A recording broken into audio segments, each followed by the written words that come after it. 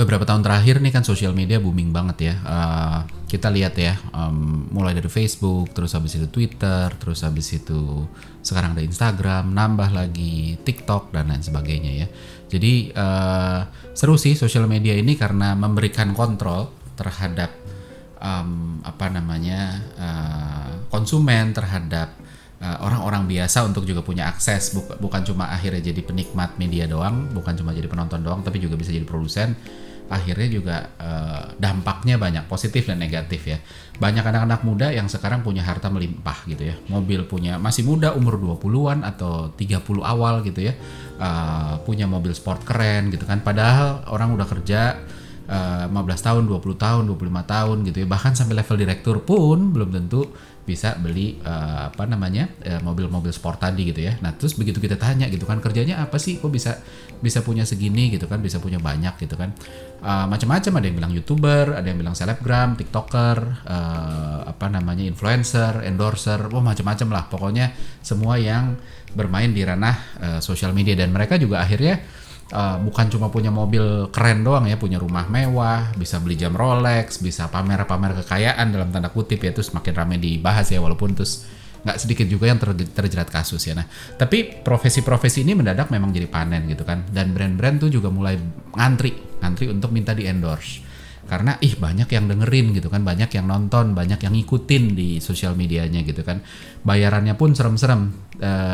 Bayarannya kalau dulu ya, zaman saya masih awal-awal kerja di marketing di advertising company, kita mau bayar artis yang top ya, yang top papan atas saja kontrak 1 tahun, saya ingat banget dulu bayar 1,5 miliar aja tuh udah mahal banget, itu buat setahun gitu ya, kontrak 1 iklan. Nah, sekarang mereka selebgram ini dan influencer ini lebih mengerikan lagi gitu ya. Kalau yang followersnya jutaan deh gitu ya, followersnya misalnya 1 juta sampai 6 juta, ada yang sampai 20 juta dan sebagainya, itu yang saya pernah pakai. Kalau diajak ini masih orang biasa ya, maksudnya bukan artis beneran, tapi kebetulan dia tenar aja di social media, itu per 1 jam live itu bisa 200 sampai 400 juta. 1 jam live sama dia bisa bayarannya sampai segitu. Kalau kita bayar per post bisa 70 sampai 100 jutaan. Ini beda-beda ya. Nah, belum lagi yang artis beneran ya. Kita tahu lah ya, ada salah satu sultan yang sampai disebut sultan di Jakarta Selatan gitu ya. Artis yang itu per postnya aja udah 200 juta. Ngepost sekali, nih saya lagi pakai ini nih segala macam, itu aja 200 juta gitu kan. Kalau live bisa sampai 0,5 miliar atau bahkan 1 miliar gitu. Jadi emang ngeri banget, dan menariknya dengan harga semahal itu mereka nggak kehabisan kerjaan juga. Brand masih antri aja, brand masih mau gitu kan. Kok bisa gitu loh ya, pertanyaannya akhirnya kok bisa gitu kan, kok mau brand-brand bayar segitu gitu kan. Ya memang ya balik lagi prinsip supply and demand, ketika mereka ngendorse, terus habis itu banyak orang yang tertarik untuk beli, untuk akhirnya terpengaruh, akhirnya orang-orang jadi ini it works gitu ya. Akhirnya influencer ini juga di-treat sebagai media. Kalau dulu kita pasang di TV, pasang di koran dan lain sebagainya, karena audiensnya ini juga semacam media, karena mereka juga punya audiens gitu. Jadi dan bukan cuma bisnis besar doang gitu kan, tapi bahan pengusaha UMKM dan lain sebagainya juga banyak yang ngajak mereka. Nah, pertanyaannya gimana sih kok itu bisa terjadi? Kenapa itu bisa terjadi? Kenapa influencer ini bisa punya daya influence, daya persuasi yang luar biasa gede? Nah, banyak faktornya, tapi yang paling gede dan yang pertama ada yang disebut messenger effect gitu kan. Efek dari pembawa pesan gitu ya, efek pembawa pesan. Nah, jadi kalau kita ngomong messenger effect itu apa sih? Messenger effect itu adalah bagaimana kita percaya atau mendengarkan atau nurut terhadap sesuatu, terhadap omongan itu berdasarkan kepada siapa sih yang ngomong gitu kan. Kita pernah dong ya sebegitu percaya sama orang, entah itu teman, keluarga atau siapapun gitu ya. Kalau udah dia ngomong, pokoknya udah deh kita percaya, kita turutin. Nah, orang-orang seperti itu disebut punya messenger effect, karena dia sosok yang ketika dia ngomong, ketika dia bawa pesan, orang orang mulai nurutin gitu. Termasuk kayak pengusaha sukses. Kalau pengusaha sukses ngomong tuh kayaknya, wah udah deh kita turutin deh, orang udah sukses gitu ya. Sampai bahkan halo effect juga. Halo effectnya apa gitu kan, sampai orang berpersepsi bahwa pengusaha sukses itu secara bisnis atau bukan secara bisnis, secara technical skill itu lebih jauh dari profesional. Padahal belum tentu gitu kan. Profesional tuh juga banyak yang bukan cuma banyak banget profesional yang lebih pinter dibanding pengusaha gitu loh. Jadi tapi persepsi orang tuh wah kalau udah dia pengusaha, oh dia punya startup ini udah sampai unicorn, udah sampai dekakorn, itu seolah-olah itu udah paling hebat dan yang profesional nggak bisa ngalahin gitu kan. Dalam hal bisnis ya betul udah terbukti gitu kan, tapi sebenarnya kalau ngomongin technical skill belum tentu gitu loh, karena yang dibutuhkan untuk membuat usaha sukses sama ngerunning bisnis orang gitu itu dua hal yang berbeda. Dan pengusaha sukses itu ketika dia jadi profesional belum tentu juga udah di levelnya profesional yang hebat-hebat ini gitu ya. Jadi dua-duanya dua hal yang tidak bisa diadu atau dibandingkan gitu, karena dua-duanya punya keunggulan dan kelemahan sendiri sehingga tidak ada yang ini lebih hebat dibanding ini dalam segala hal, nggak dalam satu hal. Iya, nah sama juga begitu juga sama atasan gitu kan, kita ngelihat kita hormat banyak lah, kita pasti punya atasan-atasan yang di kantor yang wah dia oke banget gitu ya, bisnisnya bagus, track recordnya bagus, karirnya bagus, pencapaiannya bagus gitu kan, di kerjaan sehari-hari kasih ide kok masuk akal terus gitu. Nah terus akhirnya kita juga mulai balik lagi kita di halo effect gitu kan, mulai tanya masalah keluarga, tanya anak gue mau sekolah di mana ya bagusnya, padahal ya dia jago urusan kerjaan, belum tentu dia jago urusan sekolah anak. Jadi itu tadi. Terus sama juga lulusan kampus top gitu ya, dianggap udah paling hebat gitu loh. Yes benar, kalau lihat datanya iya gitu, tapi apakah semuanya paling hebat? Enggak juga.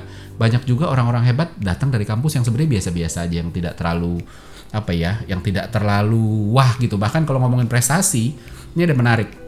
Jadi saya nemuin satu video profesional Profesor Renald Kasali. Dia ngomong bahwa ketika orang juara di sekolah itu nggak jamin dia juara di kehidupan. Dia harus belajar lagi gitu, karena ilmunya di sekolah itu nggak sama dengan ilmu kehidupan. Jadi anak-anak yang pinter di sekolah atau anak-anak yang ranking 1 juara di sekolah bagus gitu, tapi begitu nanti ke kehidupan sehari-hari belum tentu. Nah ini juga sama gitu loh. Jadi kita juga melihat bahwa influencer ini dia bisa hebat dalam satu hal, entah dia hebat bikin konten, entah dia hebat bikin bisnisnya, entah dia apapun gitu. Tapi ketika dia endorse brand yang tidak sesuai sama expertise-nya dia, kenapa kita masih percaya? Karena itu tadi gitu kan, karena ada halo effect-nya, ada mental shortcut kita sebenarnya yang berusaha untuk nyambing-nyambingin. Kalau dia jago di dalam satu bidang, harusnya dia bisa ngerti nih bidang ini nih, padahal belum tentu gitu kan.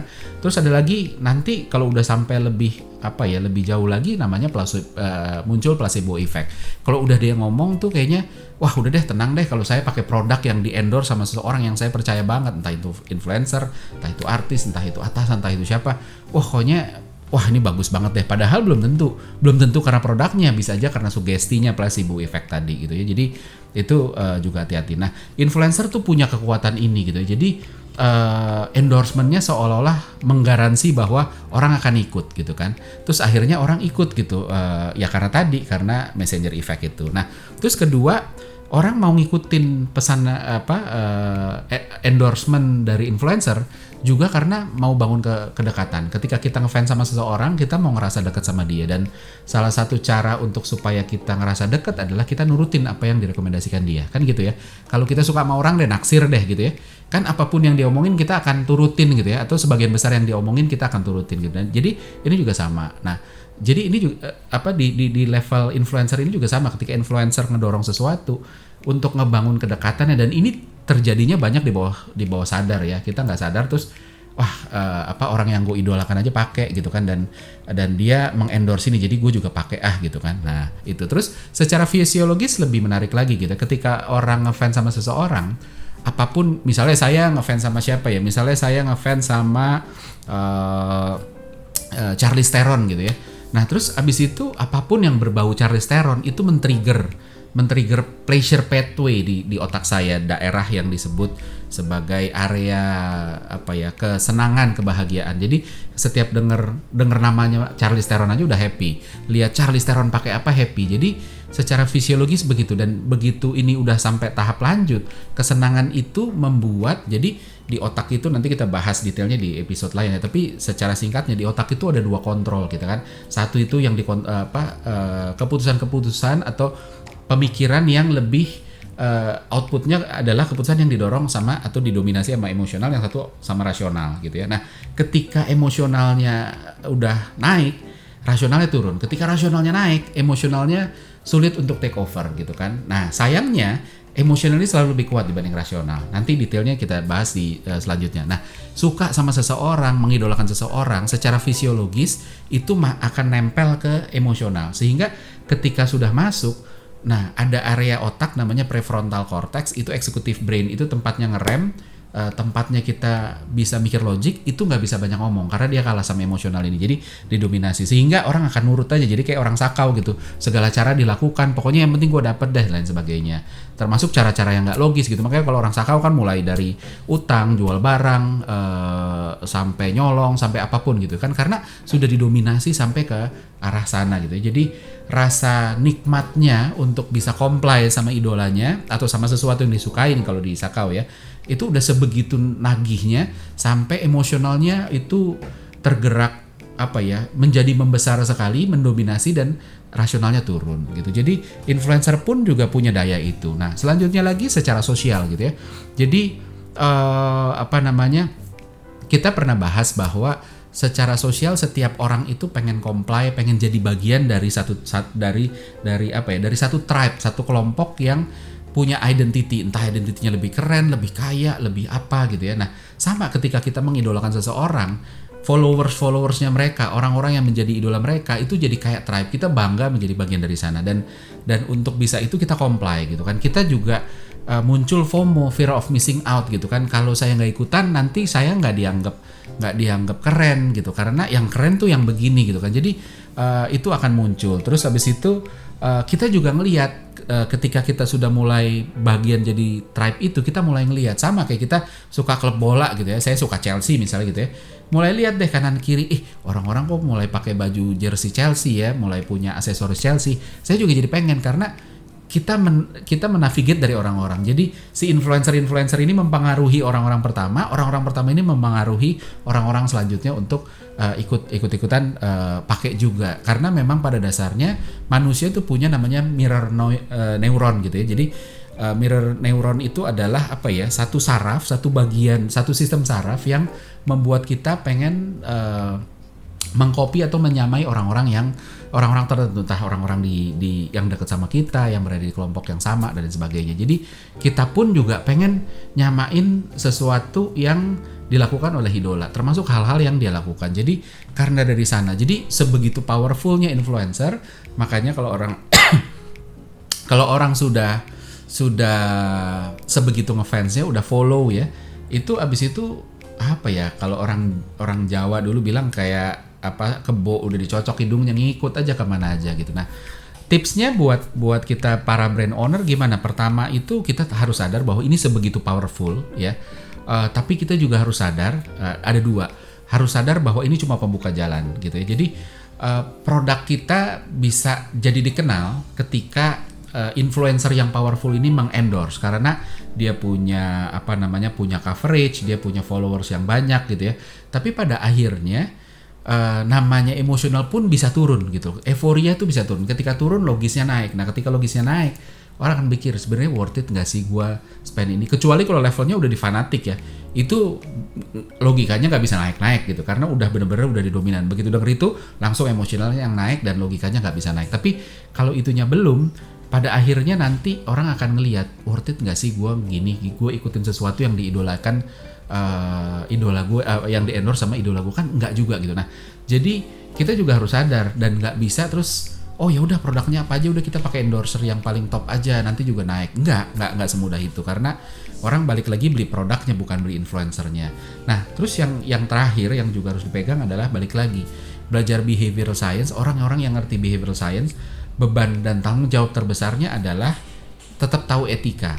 Kita kita tahu bahwa ketika kita menguasai ilmu behavioral science ini, kita bisa bukan yang ngedorong ya, tapi kita bisa sedikit mempengaruhi orang untuk melakukan sesuatu, termasuk itu tadi, pakai aja influencer yang jago supaya dia nurut gitu kan. Nah, tapi bayangin kalau orang-orang ini sebegitu nurutnya sampai ke level nagih gitu kan, kayak orang kayak orang kecanduan, terus melakukan segala halnya gitu kan, segala cara apapun dilakukan untuk dapet ini kan juga nggak bener gitu ya. Balik lagi sebagai seorang brand strategis, sebagai seorang marketer, kita juga harus mikir sehari-hari itu kan kita juga punya keluarga. Kalau anak kita juga melakukan atau sampai terperangkap gitu kan juga nggak benar. Jadi etika tetap harus dipegang, ada batasnya kapan kita harus memanfaatkan ini, kapan kita harus no ini udah cukup. Karena kalau nggak akhirnya nanti brandnya jadi punya masalah trust. Ketika orang terganggu sama brand ini, orang akan menghindar sama brand ini. Karena apa? Karena mereka tahu begitu berhubungan sama brand ini, gue kok nggak bisa kontrol ya, jadi gue menghindar aja. Nah itu juga jauh lebih bahaya. Itu tentang influencer. Jadi segitu powerfulnya, that's why makanya dibayar mahal, punya mobil sport, punya bisa beli jam Rolex dan lain sebagainya mahal-mahal, tapi